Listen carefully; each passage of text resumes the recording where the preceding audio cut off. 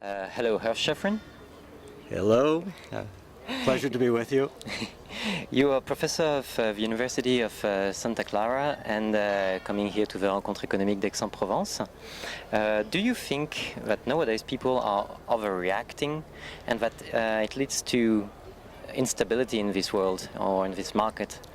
Well, I think historically people have underreacted in the lead up, for example, to the financial crisis. So that when circumstances changed in the way that assets were being funded and financed during the early 2000s, there wasn't enough of a reaction played to the change. But then when the crisis actually erupted, typically what we get is overreaction in the aftermath. And then it takes some time for adjustments to take place. So I think the answer is yes, we do have overreaction, and with time, stability will return, and they'll revert to more of a normalcy. Following normalcy, circumstances will happen again. There'll be underreaction to changes for a while, and they'll erupt into further overreaction. So we go through cycles of underreaction followed by overreaction.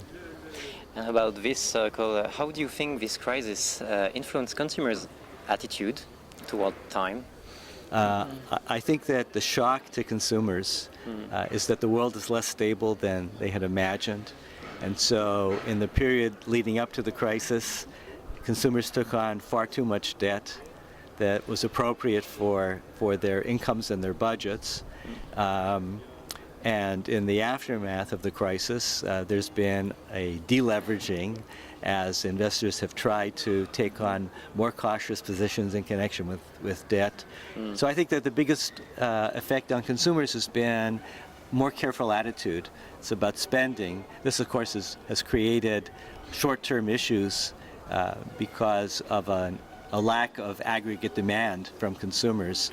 And as a result, economic activity, especially in Europe, has been, I would say, less than appropriate given the levels of employment are much lower than they might be otherwise.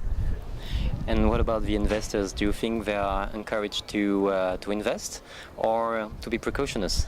There it depends on the investors. So some investors see opportunity when other investors see fear.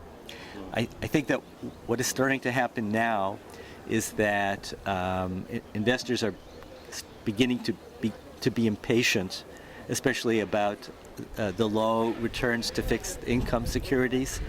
And once again, the way they were a decade ago, they're beginning to stretch for yield. They're beginning to reach for yield. They're beginning to willing to take on more risks than they have been in the last few years.